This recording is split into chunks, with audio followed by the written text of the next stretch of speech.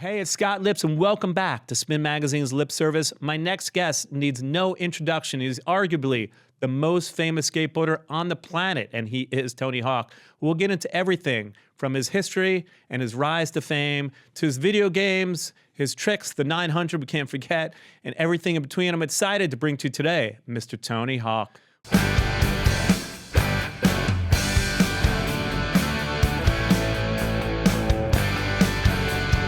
Welcome back to Spin Magazine's Lip Service. I'm with the legendary Tony Hawk. Thanks for joining. Sure, thanks for having me. I'm out of breath because I ran down like 3 flights of stairs to get you, but it was amazing. You're like skateboarding through the parking lot. Everywhere you go. I didn't know where to park, so I went parked on a side street, and I always have my skateboard in the car, and so always right. Everywhere you go, though, you're bringing it like up and down, like you're skateboarding everywhere. Yeah. I guess. I mean, I definitely always have it. Amazing. Well, your story is incredible, Tony. We have a lot of mutual friends. I was just telling you that I've been playing drums with Courtney Love on and off for many years. And obviously Riley is married to Frances Bean, which is incredible. I wasn't at the wedding. Maybe it was a small wedding or something. But it was very small, yeah, yes. like 10 people or something. But yeah, we have a lot of connections, a lot of mutual friends, and obviously our Australian friends. We were chatting about Corbin and Ronnie Flynn. So your history is incredible. Your story is incredible. Take me back to the beginning, if you don't mind, kind of how you grew up. You grew up in San Diego, but I think now you live in Encinitas, right? Yeah, well, still San Diego County, but yeah, I grew up in San Diego. My dad was in the Navy in World War II, and he retired there. And I just kind of grew up like with normal outlets, baseball, basketball, and skating was kind of, I didn't realize it at the time, but it had already sort of reached its peak of popularity and was on its way out in the 70s when I discovered it, because my brother was a surfer and he was skating. And so I picked up one of his old boards and just started learning how to do it, mostly for transportation. The story goes at like 10 years old, he gives you a board and you immediately kind of you get in a little bit of an injury, right? Like just from... Yeah, not immediately. It was more, I was using it for transportation, and then at some point I got to go to the skate park in our town called Oasis. And I think that's when I had my epiphany in terms of wanting to do it going forward, because I saw people flying around. And then I decided, I want to learn how to fly like these guys. And then I had my first concussion not long after that and knocked my front teeth out. And your mom was like an educator. Your dad was in the Navy. Were they supportive? Did they want you to get into this? Because obviously in the 70s, I guess we should talk about the fact that skateboarding was not really anything at that point. And it sort of was like a bunch of misfits. Yeah, it definitely was that. It was kind of a trend and a fad, though. I mean, there was definitely an interest in it, but the people who were really good at it were the ones that were just kind of, they didn't fit in. And so they were labeled as troublemakers, but mostly it was just because they found something that spoke to them and it wasn't traditional. But when I first started doing it, my parents were supportive because I was the youngest of 4 kids. It was more like they were just happy that I was finally busy and that I was directing my attention on something else rather than bugging them for rides to the arcade or whatever else I could do. So they were thankful, and basically I spent every moment outside of school and home at the skate park. But they were a pretty musical family too, which we should talk about, right? Because there's a big connection to music growing up for you too. Yeah, one of my older sisters was an avid singer. Ended up singing for Righteous Brothers and Michael Bolton, which is crazy. Pet Shop Boys, yeah. And she and John Denver near the end of her career, and my dad he used to sell musical instruments at wholesale. I think he got into that because of my sister's interests, and so I mean I wouldn't say that we were all musically talented, but it was definitely around in my family. And were you into early punks at like the Germs? Because in the 70s, it was a lot about the SoCal punk that was starting to come out. Right? I was by default because that was the soundtrack to the skate parks. Yeah. So especially when we come to LA, I mean, most of the parks were in LA, so we would come up here to Marina del Rey, Reseda, Paramount, Whittier, Upland, Pomona, Lakewood. And so there, basically the soundtrack to the skate parks was K-rock or just punk. And that's what I grew up as thinking that was the soundtrack to what I do. What were you listening to in particular? I loved the Clash, and early on Dead Kennedys.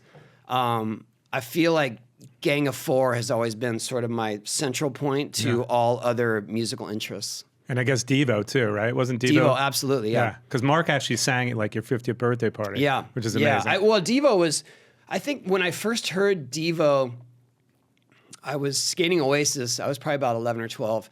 And I remember Gates of Steel coming through the sound system.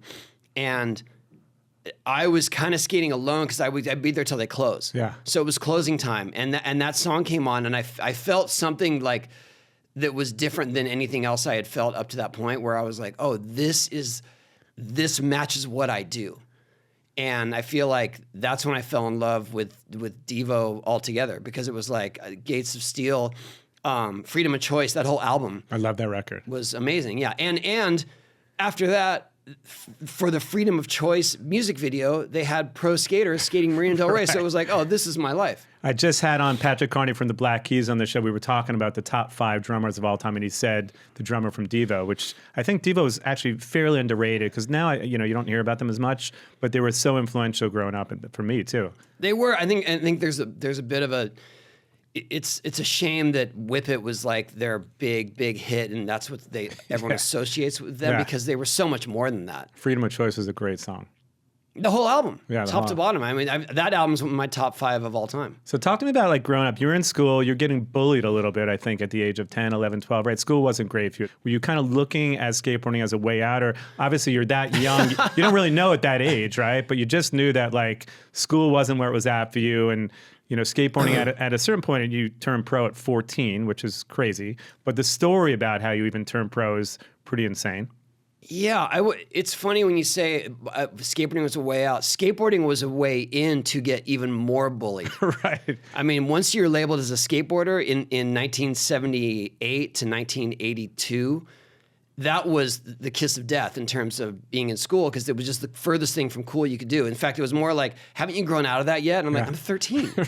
Right. Because it just was misfits. I mean, anybody who was weird with skateboarding. Yeah, it was like the hierarchy of cool, you were on the lowest of the totem pole. Yeah. And so when you say, I mean, I was getting bullied because I was small. I was getting bullied because I was kind of nerdy.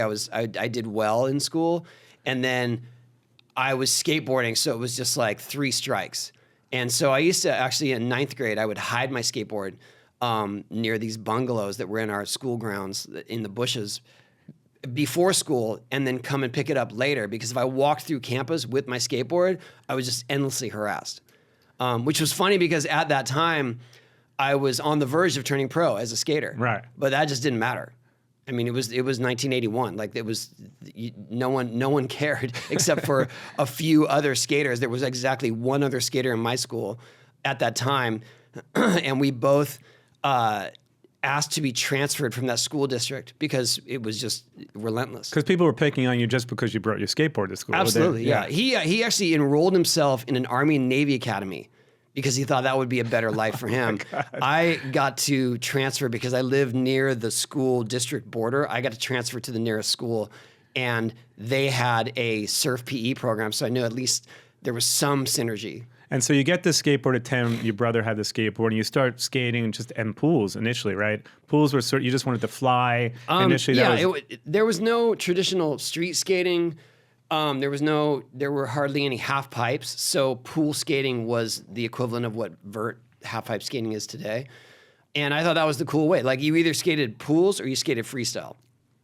And freestylers were dancing. I mean, as far as we were concerned, they were just doing 360s and pirouettes and stuff.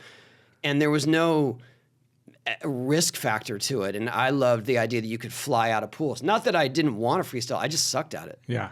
But I could do my spins in the air, and I wasn't really afraid of getting hurt. So I went all in on pool skating. Were you wearing pads? You had to, because that was mandatory at the skate park. Do you remember the first time you went to a skate park? Because initially it was just all pools, as you said. The first time that I went to a skate park was when I was about 10, and that's when I saw people flying around, and I was like, oh, this is where I want to live. And it was weird, because then I started competing, because the competitions were the only sense of community in terms of seeing other skaters that were outside of your local skate park scene. And the skate park scene was pretty minimal because just no one was skating. Yeah. So I knew all the locals. I mean, the handful of them. Yeah. And then when there would be a contest, we would go up like to Upland, or we would go up to Whittier, and then that was the whole skate scene in that one zone or at that one park for that weekend. And that was exciting because it was like you get to see new tricks, you get to see other skaters. And so I started competing mostly for that sense of community. And talk to me how you joined the Bones Brigade, because early on they recognized you. I think it was like 10, 11, 12 years old. They're like, you can definitely be part of our crew. Well, Stacy Peralta, I caught his eye because I was doing some pretty unique tricks, even though I wasn't doing the big aerials or anything. He just saw that I had this unique approach to doing tricks, and I was making up tricks by the time I was 12 or 13. They had a nickname for you, like Circus. Oh yeah, well they would say they were circus tricks. And Circus tricks, right. by default, I was a circus freak because of that. Right. But Stacy saw some value in that, and then I was skating for Dogtown. Dogtown went out of business, unbeknownst to me, because I was kind of living in San Diego, out away from the industry. And Stacy called me one day and he said, "Hey, I heard Dogtown went out of business," and I was like, I didn't know, but now I understand why I wasn't getting skateboards in the mail. Right. And he said, "I'd like to talk to you about riding for the Bones Brigade." And so he was the one who put me on. And it wasn't that there was a pushback from the other guys, but they were just confused because every other skater on the Bones Brigade was established. Right. They were the ones that were pushing the needle in terms of tricks and styles and techniques. It was literally Alan Gelfand who invented the ollie. Ray Bones Rodriguez, who Bones Wheels and Bones Brigade is named after him, Steve Caballero, Mike McGill. And you're this young kid. And I'm just like this kind of weird, skinny kid that does tricks. Yeah. But they obviously saw something you early on. But at 14 or so, you go to this competition and you get this form. And tell me how you kind of turn from amateur to pro, because it was all about this form. Well, I had reached the top of the amateur ranks.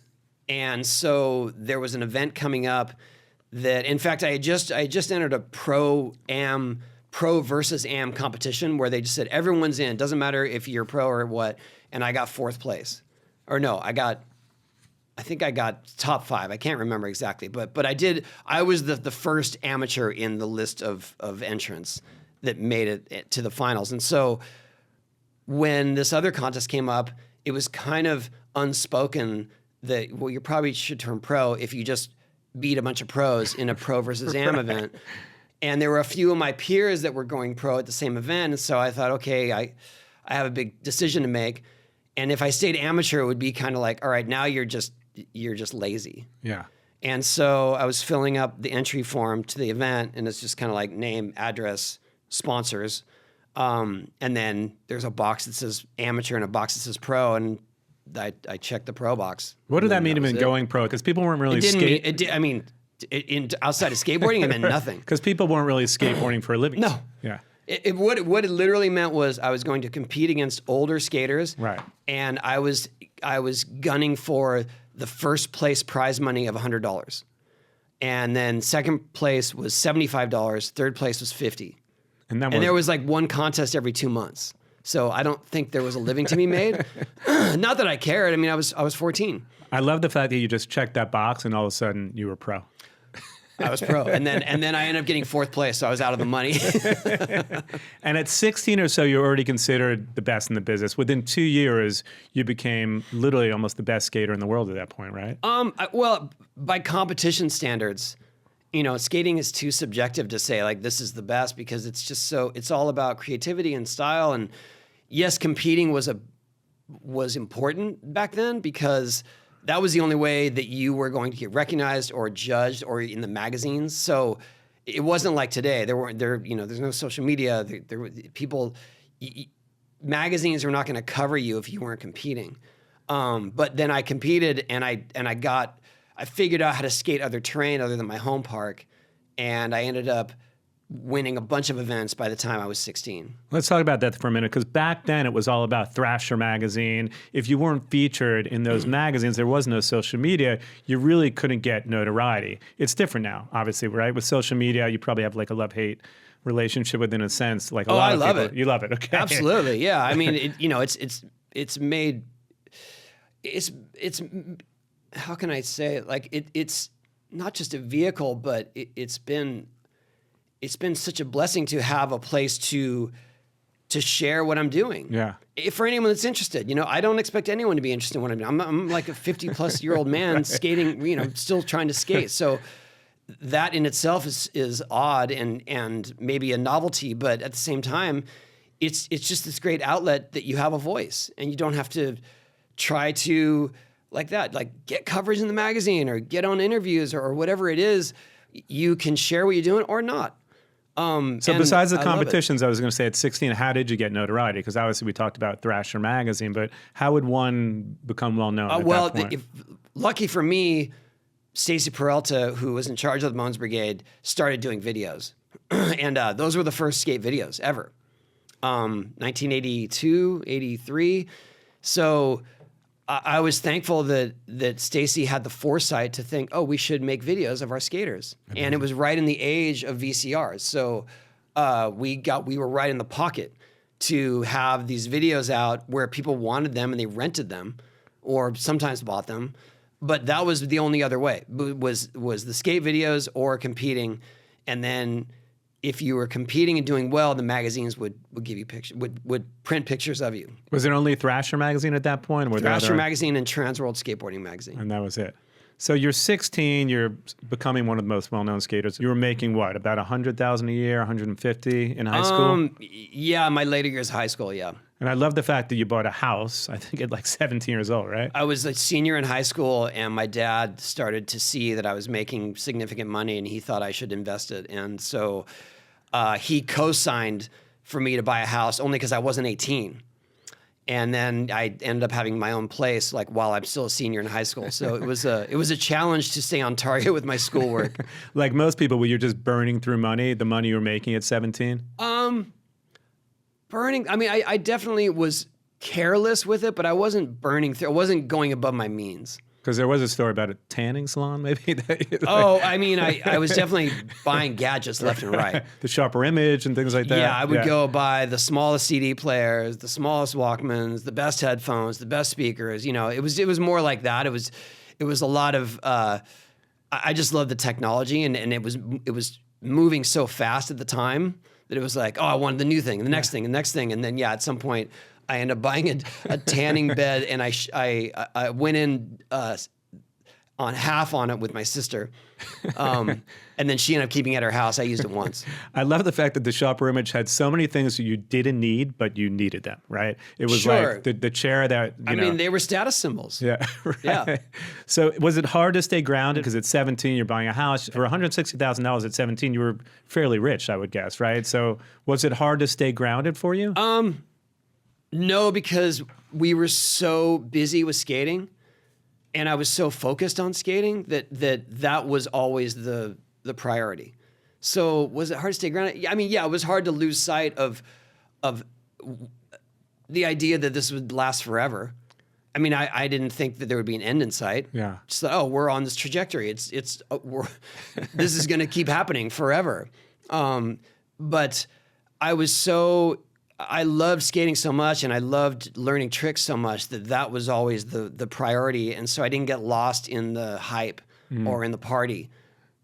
And a few of my peers did. I mean, there were plenty of people that were, of the same caliber skating what I was, and they just fell off because they got lost in the chaos. And was your mom and dad were they supportive and seeing what was going on with you, or did they say, we really think you should get like a real job at some point? Because skateboarding never was a real thing up until at what age, I guess, right? Yeah, the only thing they suggested was that I take some college courses after I graduated to have an education, because that was hugely important to my mom. All my siblings went to college. My mom was an educator. And so that was really important, and they didn't know if this would last. But I think the strange coincidence that happened right when I graduated high school was I got hired to be in a movie, in Gleaming the Cube, which was this Hollywood movie. Yeah. And so I graduated high school, and a month later, I'm living in LA doing a movie full time. Amazing. And so that was, in their eyes, okay, well, I guess he's doing this. I think if I didn't have that obvious separation right away, they would have still pushed me to try to to enroll in college. Would your dad advise you, Tony, you made some money now, I think you should invest in X, Y, and Z? Or did he say? No, just buying a house was his main suggestion. I did end up buying another place, and that's when it started to get a little thin in terms of living beyond my means, because the other place was way more expensive. I bought it so I could build ramps, and then I'm spending all this money on ramps. Right. And the sharper image. Yeah, not slowing down. And cars. I think I bought a Lexus at the time, and then very quickly my income started shrinking because skating started to take a downturn in terms of popularity. Yeah, talk to me about that. About 91, 92, because a lot of your money was coming from royalties, right? Explain to me like the business and what was going on. Well, the business was all royalties, so we didn't even really have salaries. We just had signature skateboards, which we made money on, and then I think the other sponsors I had a clothing sponsor briefly that did a small line of signature clothes on Stubbies. I had a truck and wheel sponsor, but those were barely paychecks. I mean, I was stoked to get free gear, but what kind of money was that coming in from those things? Well, I mean, in comparison, we were definitely making over 6 figures a year. I was in like 1989, 90. And then in 91, my income started shrinking by half every month, literally. So at one point I was getting $1,000 a month from Airwalk shoes. And then 2 months later it was 500.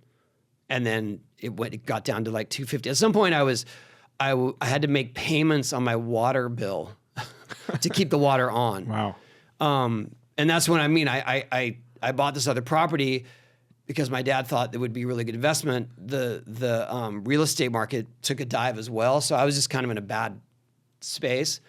I ended up selling the house. I took out a second mortgage on the house to start my skate company, which seemed crazy at the time, and then ended up selling the house for exactly what I owed on it. Wow. And also parks were closing down around that point, too. There were no parks. There was no parks. Yeah. Did you start to kind of reevaluate your path in life? Oh, yeah. Absolutely. I mean, at that point I had a child on the way, a very meager income, and just trying to think of what is next. How do I survive? How do I provide for a family?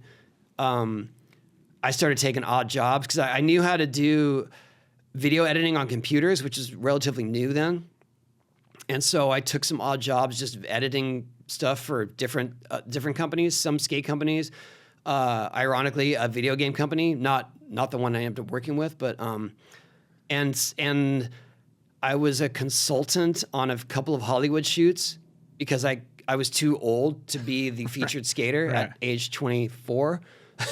So I would be the consultant and go and show them what's possible before the actual talent got there. Just taking any job you could. Whatever I could, yeah. I mean, I was hustling, and I'm thankful I did, but it was hard. Because the kind of skateboarding you always did is called vert skating. And there's street skating, there's park skating. But talk to me about vert skating and how that differs from the other kinds of skating. Well, vert skating is half-pipe skating, and that was born from pool skating. So the transition of pools, the coping, everything, they wanted to emulate that out of wood, so they would build half pipes. And that was my style of skating because it was more aerial based. I would say in the sort of mid to late 80s is when people started discovering that street skating could be something that was viable because they figured out how to use the urban terrain and hit handrails, hit ledges and things like that. And that was really more out of necessity because all the skate parks were closed. So the people who loved skating had to take to the streets. There were no other places to go. But my kind of skating was not the popular kind in the early 90s because there were no vert ramps. And people didn't want to go find the vert ramps and pad up and you know what I mean? It was a mission. Yeah. They were like, I could just go out my door and skate down the stairs. So it was more considered a novelty. And in terms of injuries, I'm sure at some point I know you broke your pelvis and you had some crazy injuries. At that point, again, were your parents like, hey, Tony, you just broke your pelvis, you fractured your skull. Oh, I think this is enough already, What about a lawyer? No, strangely, my really big injuries didn't come till later. So in those days, my worst injury was 91. I tore my meniscus in my knee and had knee surgery, and then I was back skating a few months later. Amazing. I really didn't get the heavy injuries until I was a full grown adult. So I was like in my 30s and 40s is when I started getting, like, I broke my elbow, I broke my pelvis. Just 3 years ago, I broke my leg. You know, it's just more. It comes with age and with believing you can still do all the stuff you could do when you're a kid, like even to the most extreme versions. Yeah, your bones become more brittle the older you get. So I'm sure the recovery time for you now is a lot longer, I would imagine, right? Yeah. It just takes more work. Yeah. I wouldn't say it's a lot longer. It just takes way more effort. Yeah. Are you still doing the 900s? I am not. No, I let that one go a few years ago. Right. So talking about like 92, 95, vert skating became kind of not cool. And walk me up from that point to like the ESPN Games, the Extreme Games. Well, at that point, I thought my career as a skater was kind of fading because I was still skating vert and everyone's going to street. And so I started a skate company to try to sort of bring myself behind the scenes. So that's when I started Birdhouse. And I got my own team that I felt was like a eclectic group, but really progressive skaters, mostly street. And then I would just skate with them. We would go out shooting video every weekend. We'd go out on tour and we'd skate parking lots with jump ramps and curbs and whatever they would throw at us. And so I just kind of adapted to what that was, even though I wasn't moving the needle. Yeah. But I could kind of hold my own. And then at some point, I started rolling my ankles left and right and realized quickly, like, if I'm going to continue my life or my career as a pro skater, I've got to just go back to ramp skating and where I feel comfortable, where I thrive. Even if it's not popular, I didn't really care because that was going to still allow me to do what I loved. So I kept skating vert as much as I could, even though there were only a handful of ramps. And then But Birdhouse was just kind of limping along. We weren't losing money, but we definitely weren't making any money. How many employees did you have at that point? Oh, 3. 3. Yeah. And now, including me. Yeah. Right. And now, how many do you have? Well, Birdhouse is more of a licensing thing. So Okay. we have 3. I mean, at one point we had a whole building Yeah. full of people, and we were doing distribution as well. So, it was more like 20, but yeah, it's funny to think that now it's literally just 2 of us that are the main employees at Birdhouse. But we figured out how to streamline what we do. I mean, back then it was because there was just lack of interest and lack of sales. Yeah. Now it's just more like we've learned how to move quickly and be nimble and be effective. But around that time, I just kept skating and I was shooting video and whatever else and just, kind of living in the skate world, even though it was a small industry. And ESPN called and said, we want to do these extreme games. And as if I knew what that meant. And I go, what is that? And they go, well, all the extreme sports. And I'm like, what is extreme? They said, well, it's skateboarding and it's inline skating and it's rock climbing and it's sky surfing and it's luge. And I just go, I don't do all those other things, but right. I would be happy to skate. Yeah. Because they said they're going to have a vert contest. And I think the saving grace of that was that inline skating was getting really big right then. It was 95. I mean, everyone was rollerblading on the streets and whatever, but a lot of the what they call aggressive inliners were doing half pipe skating. And because I was skating so avidly still, I was able to be the special guest to a few of the inline shows. So it was like Team Rollerblade on the vert ramp featuring skateboarder Tony Hawk. Right. That was fine with me because it paid the rent. Yeah. So when the X Games came around, they go, we're going to have a half pipe event. I was like, yes, because that's what I'm skating. And I did well. And then it just kind of grew from there because suddenly, it was, and the first X Games with the Extreme Games was weird. It was a lot of cheese factor. They didn't really understand our sports or how to cover them or how to present them. So it was all just showing the eccentricities of what we do. But I do feel like skating especially and BMX shined through all the noise. And those ended up being 2 of the top events. And then when they added motocross, of course, that became one of the biggest things. But it was definitely a learning process for those first few years. And then by like 98, X Games was one of the biggest things on TV in the summer. Even before then, you would have to do, like you were saying, anything you could to survive. You would go to Japan and skate in a store, right? And like 10 people would show up. So tell me about some of those days, because that's incredible when you think how far it's come. Yeah, I mean, somehow I lucked into a sponsorship from a Japanese skate shop, right? Which was really odd because the stores are this big, right? Yeah, but also I'm in the U.S. Right. I don't think I'm really inspiring people to fly to Japan to go to a skate shop. Yeah. But they had me on a salary. I mean, I was getting $300 a month from them, Amazing. Which was enough to pay the water bill. Sure, yeah. I mean, it was amazing, and all I had to do is put the sticker of their shop on my skateboard, and then when I would actually go to Japan to do exhibitions for them, we would do exhibitions inside the skate shop, and they would just set up a couple of little quarter pipes, like they would move the racks of clothes, and we would do that, and that's just kind of how I paid the bills. But the hard part is that I didn't really have childcare at the time. We couldn't afford it. Riley, my oldest son, he was really small at the time. His mom was working because we needed to pay the rent. And so I would bring him along.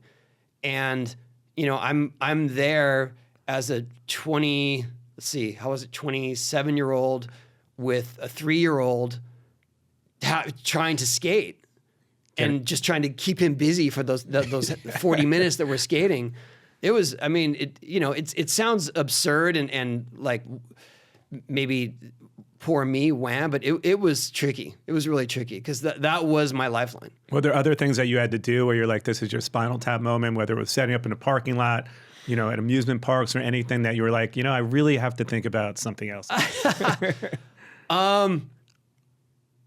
No, because I got to skate. No matter what it was. Yeah, like that was it. Definitely there were moments where I was like, what the hell is going on? But also, this allows me to do what I love, so I'm going to endure it.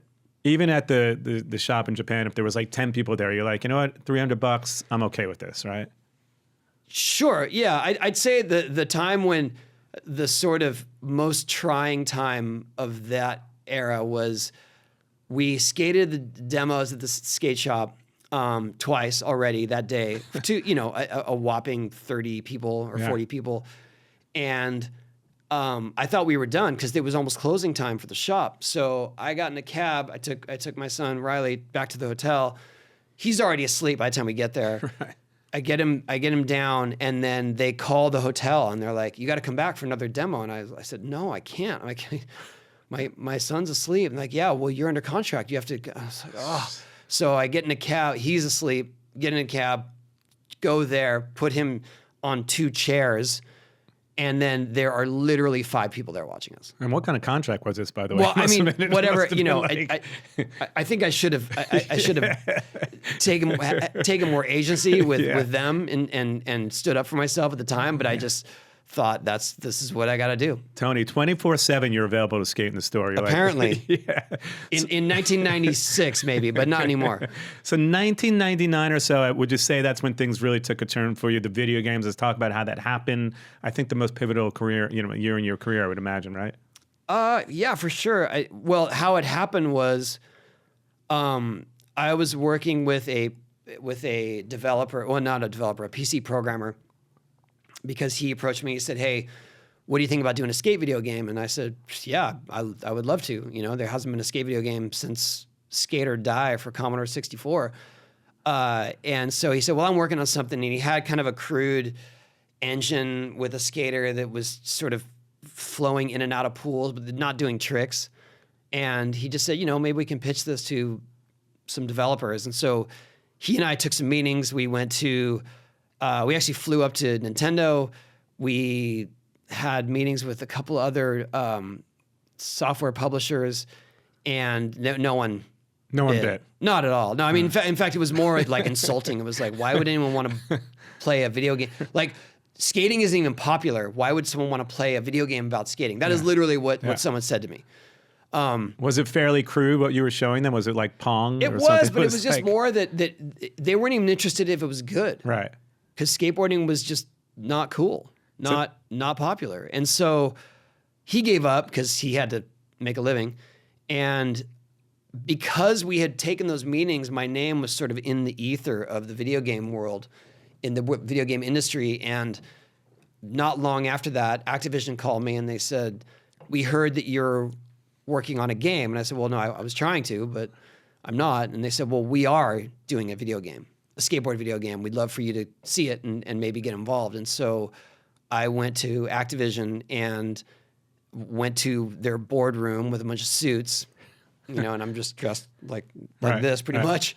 And I said, here, and they had me a PlayStation controller, and they had just done a game called Apocalypse with Bruce Willis. It was like the first game to feature a celebrity name or likeness or voice. And it didn't do well, but the engine was perfect for skating. Now, had they turned down this before? Because you said you were pitching to them, but We did not go to Activision. oh, you didn't go No. to Activision. Okay. Activision had just gone through a restructuring, so they weren't even available to talk to. Okay. But when I go up there, they said, well, we're going to use this engine from Apocalypse because it's really good for skateboarding. And so I turn on PlayStation, and then there is Bruce Willis on a skateboard with a gun on his back, skating through a desert. And immediately, the controls were intuitive. I was doing ollies and kickflips, like right out of the bat. I was doing ollies, kickflips, turning, and it was just like, oh, this is amazing. Like, Did you know right away that this is going to be big, or did No. you see? Okay, so you had your hesitation. No, I knew it would be fun for skaters. Yeah. And to me, that was the mark of success. If skaters were inspired to buy a game console to play this game, that was the mark of success. At what point did they say we want to do the deal with you? Oh, right away. Right away. Okay. Yeah, right away. And I had just gone through a couple of bad experiences with people presenting skateboarding in a sensational light that I couldn't control. Like, I did a couple of promotions where it was like, oh, this is not what skateboarding is. And they're like, well, we do advertising. We know what's up. And so, and I didn't really have the leverage to say no. And then when I went into the deal with Activision, I said, I want to have final approval over all this stuff. And I had to fight for that. They were not happy about that because it was more like, well, no, you don't get to. Well, if my name's on the game, I want to at least see everything that's going out. And I want to be involved in the process because I love video games. And they agreed to it. And that was probably, that was the beginning of quality control and really doing things with integrity so that I had final say over anything I was working on. So the game comes out. Is it a hit immediately, or did it take some time to kind of catch on? A little bit of both. It was immediately rated well. Okay. And it was immediately, there was a buzz among the skate community. But then because of the high ratings it got, suddenly it just took off. I would say within 2 months, it became one of the games that people were talking about. And Activision immediately started talking about doing a second one. And how does life change for you? Because you're probably getting recognized everywhere you go, right? I would imagine with that game.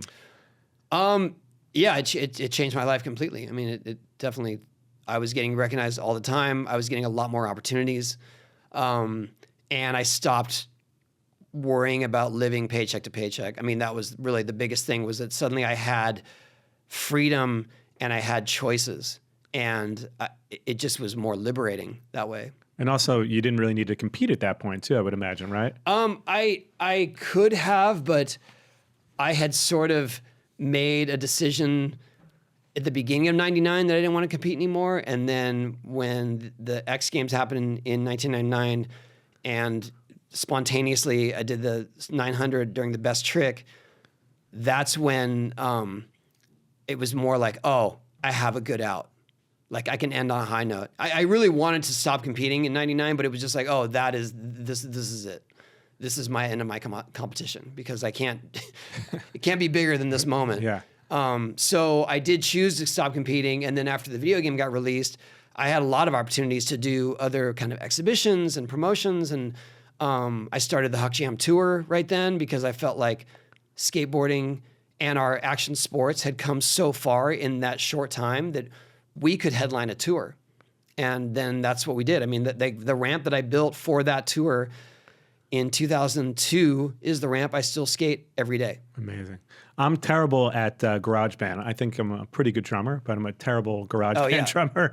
Are you good at the game, or would you say like 1 to 10? Would you say you're an 8 or 9 or? Oh no, I would hover around 7 or 8. Okay. I can finish the game without cheating. I can get some pretty high scores, but there is an entire population of people that have way more time to play it and know all the hacks and can get way more points than I can. Well, you mentioned 900. Talk to me about the 900. You've been working on this trick for like 10 years or so, right? So 1999 or so at the X Games, you finally perfected it. And what did that mean? And obviously this trick took you years and years to perfect. So I guess explain to people what the 900 is so they understand too. Well, it's basically a 2.5 spin in midair. And it's something that I had been working on since about 1987, 88. Up until 1985, the biggest spin anyone had done was 540, was 1.5 in terms of being in the air. In 1985, I was skating a ramp in Sweden, and it was much bigger than the ramps I'd skated before, and it allowed me more air time. So I figured out how to do a 720, so the double spin. And right then I thought, okay, what's next? A 900. But the idea of committing to a 900 is just a whole different beast, because you have to be blind to your landing zone twice to do that. And on a 720, you're blind once to it, but 900 is just a different beast altogether. And then about 2 years later, I tried it for the first time. I ended up landing on my back and kind of putting it on the shelf. And then as events like the X Games happened, the ramps started getting better built, better quality, faster. I started trying it more actively. And when I really tried to make it, I think it was 96, I ended up falling into the flat bottom because I just didn't understand how to change my axis of rotation so that my body would be upright on the way in. So in that moment, I thought, okay, I did everything I could to make it. I don't want to try it anymore. But I did keep trying it every once in a while. And then I tried to do it for our big skate video in 1998 for Birdhouse called The End. And I just couldn't get myself to commit to it because I had already gotten hurt on it. And that kept flashing in my eye because I broke my rib. Yeah. So I was just like, I don't want to break my rib again. And so I kind of gave up on it. And then when that event came around in 99, they had a best trick event. And it's weird because people think that there was a lot of emphasis on it. Best trick event in 98 and 99 was a sideshow. Right. It happened after the contest. It was just chaos. Everyone's jump on the ramp, bailing tricks.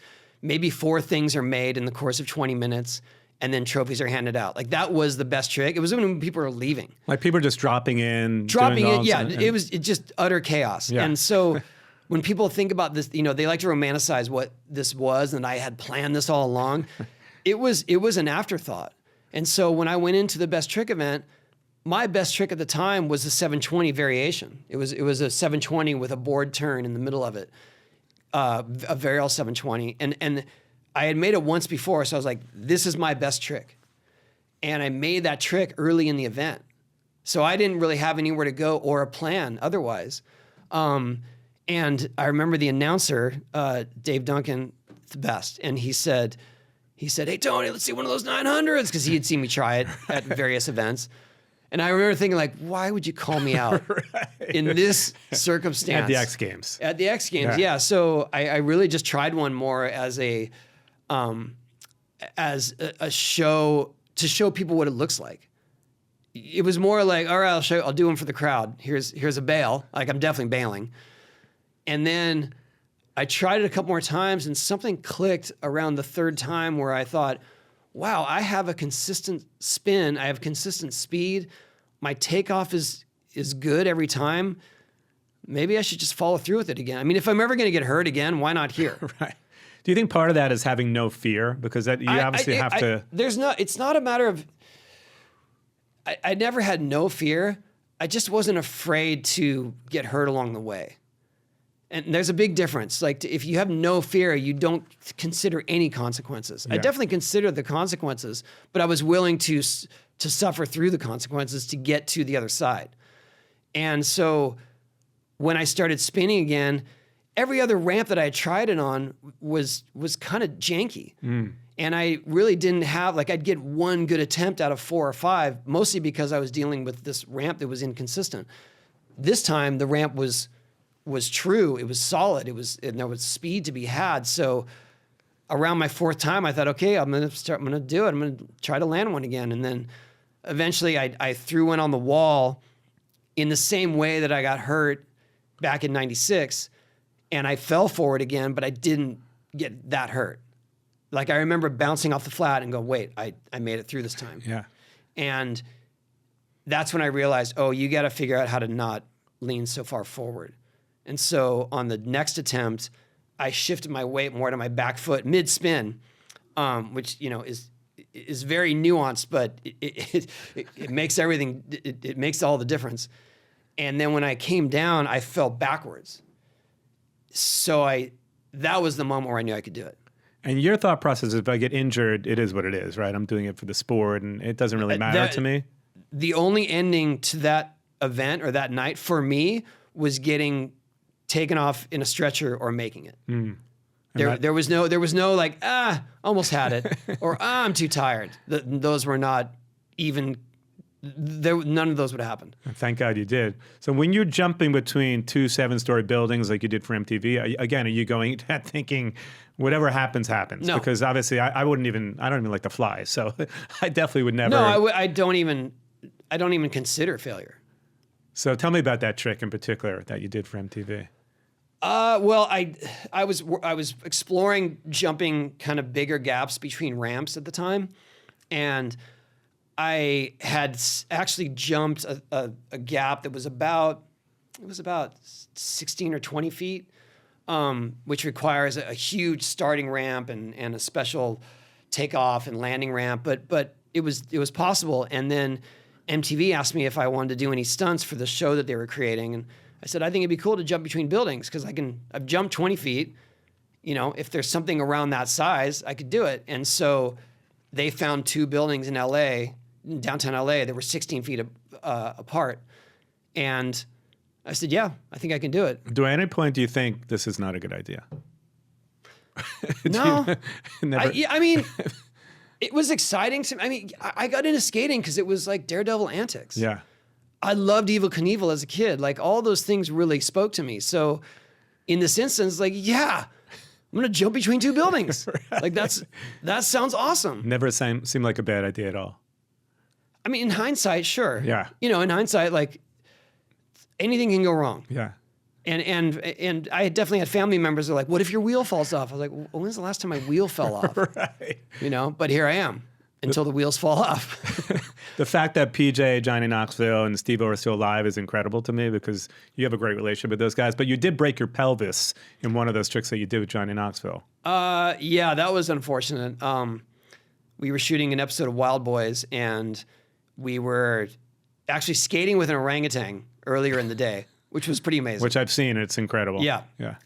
Scary because he doesn't like it when you get ahead of him. Right. So you have to learn to sort of stay just behind him. And Bob Burnquist and I were at his ramp. We were goofing around. We had monkey suits on, like we were skating with the monkey. And then in our infinite wisdom, we decided to do his loop. He has a full loop ramp. And it's something that he and I have done many times in other scenarios, but his loop ramp was really weathered, and I didn't take that into consideration. So the amount of speed going into it was different. You needed more speed going into it. I went with the amount of speed that I was used to going into loops. And you'd done a million times before. Yeah, but because his was so slow, I ended up kind of shooting out off the wall just before the top and sort of spinning in midair and coming down on my pelvis and my head. So I fractured my skull, broke my pelvis. That was a bad day at work. and you fractured your skull. And at that point, I think you had, 30 concussions total now so far? Yeah, I mean, that was among the worst for sure. Yeah. And But it's on me. You know what I mean? Like I'm accountable for that choice. I don't blame anyone else for it. And I hate to say it's just part of what I do, but through the years, it has been part of what I do. And so at 31 or so, you decide to retire, but you're still skating almost every day at this Well, point. yeah, that was in '99. So I retired from competition, which kind of allowed me to explore a whole new and exciting way of skating. Because when you compete, you have to be conservative in competition. You have to really do the tricks you're going to make. It doesn't allow for a lot of spontaneity or creativity. And so, like, if you want to do a trick in a contest, you have to know that you've got that trick wired. Even if it's something they haven't seen before, you better have been practicing it way before. But then it allowed, like, not competing allowed me to just explore tricks that were, maybe I can only make this once. But that's enough.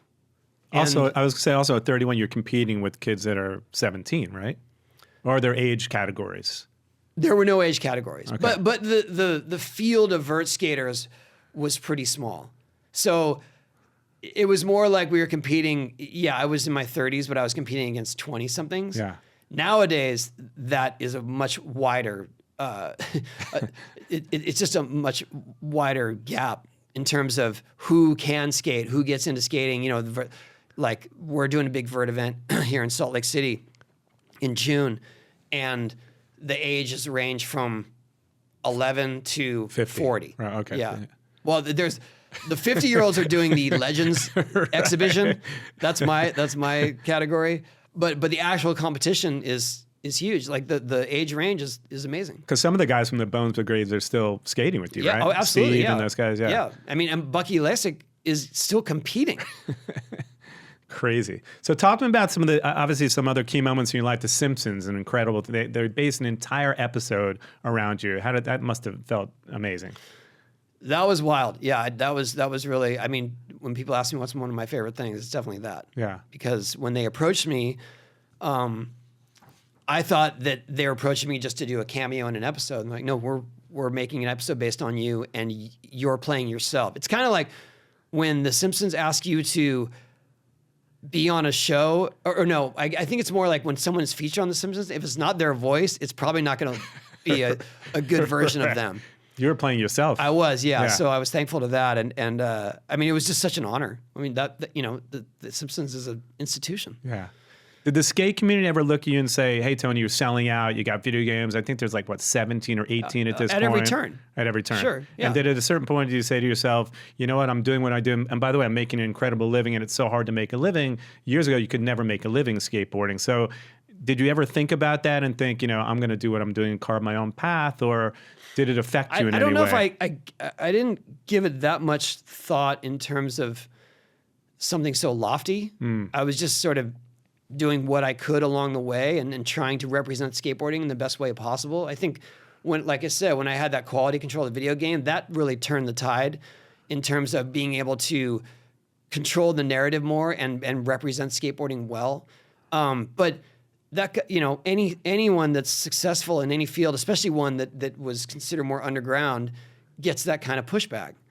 Bands that become huge, and it's like, you sold out. Well, no, it's just that people are finally buying tickets. Like, what can I do about that? Right. And it was more that, yeah, my stuff finally started to sell. I mean, I had a signature model skateboard when I was 14 years old. No one bought it. Crazy. I was getting royalty checks for 85 cents. And you couldn't call me a sellout because nothing was selling. Right. But if someone had offered me an endorsement at the time, like, you know, I did endorsements for McDonald's and for Fritos and Frito-Lay and stuff like that. If someone had offered me that as a kid, I would have taken it in a heartbeat. Are you kidding me? Like, I still eat McDonald's. And now skaters are dying to do endorsements. Back then, it wasn't such a big thing. That is the way to make a living. Yeah, for sure. Hey, Jess, you ever tried this before? No, I haven't. What is it? It's Magic Mind. This is the best thing in the world you can take for mental alertness. I use Magic Mind all the time. I pour it in my coffee, and it works wonders. I got to tell you, if there's one product that I can endorse wholeheartedly, it's Magic Mind. Again, coffee in the morning, Magic Mind. It makes for a great companion for mental awareness. And by the way, if you now want to subscribe, You'll get 40% off your first subscription or 20% off the one-time purchase with the code LIPPS. Go to www.magicmind.com/lips. That's www.magicmind.com/lips, LIPPS. For mental alertness, this is it. Magic Mind. You need this. I'm telling you. Talk to me about stealing a skateboard from the Smithsonian, by the way, because I didn't steal. or kind of stealing a skateboard from the Smithsonian. They asked me to donate my very first skateboard to the Smithsonian, and it was actually my brother's my brother handed it to me. Sorry, it was my brother's skateboard originally, and it was a hand-me-down. So I had to ask his permission, and it's amazing that I even held on to it. Honestly, I can't believe that somehow I've lost so much stuff along the way and gotten so much stuff stolen. I couldn't believe that I still had that board. And so when they asked me for it, I asked my brother for permission, and then he and I both flew there. And once you donate something to Smithsonian, it is theirs. It's theirs forever. You can't take it back. You can't take it back. Right. And they receive it with white gloves. You sign paperwork that says so. But what they did was they were having a sort of skate celebration exhibition on that day. So they had a mini ramp in front of the Smithsonian that day. And so when I brought the skateboard and I signed the paper, I thought, oh man, I want to ride that half pipe. And so I took the board as he had it with his gloves. I took the board and I took one more ride on the half pipe, and they were not happy about it. So I wasn't stealing. I stole one more ride on it. It went back in the museum. And then immediately, I took one ride on it. I think I hit the coping once, and then they took it, and they never let me see it again. Something you're some of the most proud about, I guess, at this point would be the foundation that you have. You built, I think, over 900 parks all over the world. Tell me about that, because I think it's one of the things that you feel the best about in life. Well, because I felt like the skate park when I was a kid was my salvation. It was my place of belonging. It was where, not just where I honed my skills, but also I found my lifelong friends. And it was where I felt like I belonged. And so when I had some success and I realized I could maybe affect change, the best way I could consider how is through skate parks and developing more skate parks. Because at the time, especially in the early 2000s, skating was huge and there were no facilities. So I just did what I could, started a foundation, and thought, okay, I'm going to try to help people make skate parks and give them the resources to do so. It was a very vague goal, but through the years we figured out how to really make our money effective. We have a guidebook on basically how to get it approved by a city, how to get local support, and yeah, it's something to work on. Most proud of. I mean, we've been going over 20 years and helped to fund over 700 skate parks now, and given resources to over 900, and also, as a skateboarder, selfishly, I get more places to skate. And when you see how skateboarding has grown in places like Ethiopia, all over the world, it's got to make you feel good and proud that you've been a huge part of it. Incredible. I would imagine. Yeah. I mean, there's a thriving skate scene in Uganda. Who would have thought? It's wild. Incredible. Well, we do these really fun top 5 things at the end of the show, Tom, where we go through your top 5 lists. So I guess the first thing I'm going to ask is your top 5 skating slang terms. Huh. That people may not know. Wow. Well, okay, I'm going to go deep on this one because the first skate-specific slang I ever heard was bio, which means you go high, and it was short for bionic, and that came from the $6 Million Man. Amazing. So bionic. Number 4, I guess. What's that? That was number 5. We'll go for number 4. Wow, that's really hard. The best slang. I mean, trick names. The names are incredible in yeah. itself, so we could just talk about those. Yeah. Well, I top 5 lists are always too hard for me, but I like. There's one term called the pinch, is when you really lock into a grind and your wheel is sort of pinching onto the board because your truck is being pushed to the limit. I'm not really good at the pinch, but I love that term. Okay. Bolts is when you land a trick so solid that your feet are right over the bolts, and you don't break your board. Because you can easily land a trick with your feet a little bit off and your board will break in half. We're on number 2. Rock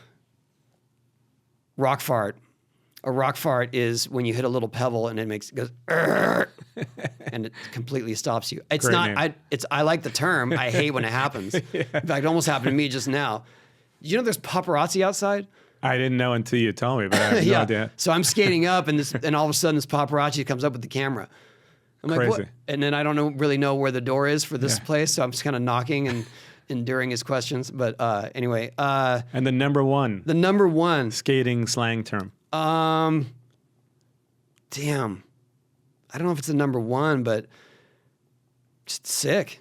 Sick. That's the one that endures. Okay. We still use it to this day. Yeah. And I know music was a big part of your life. We spoke a little bit about punk bands in SoCal. Do you have like a top 5 list of punk bands that you love? I know X and, you know, the Oh, Devo yeah. and Well, so- Devo, The Clash, Gang of Four, Dead Kennedys, and X. That works. and X. Yeah. And I know you're a big food guy. You love barbecue. Do you have a top 5 list of barbecue spots that you Oh. love? Starting with number 5. Wow, that's hard. Well, you got to have your spots. I think you go to your daughter to a lot of barbecue spots, right? What is the Franklin's in Austin? I mean, you know, that's kind of everyone's Number 5. list, but I think it's very good. Yeah. Is that number 1 or number 5? I think that would be number one. There's one.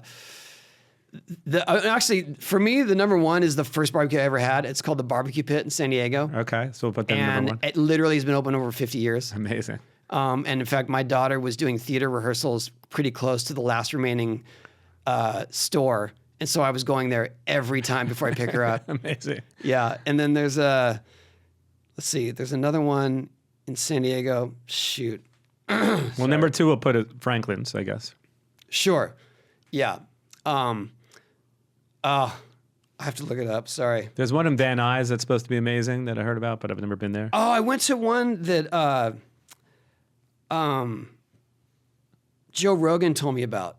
I think that's in That Van might be Nuys. the one I heard about, yeah. How was that? It was really good. Does that make the list? That makes the list, yeah, Okay. even though I can't remember the name. We might have to the Google one in that. San Diego is Abby's Barbecue, actually. Okay, Yeah. we'll put that at number 4. That's really good. What? Yeah, maybe. We might have to look up the one that Joe told you about so we know the name, because I've never been there.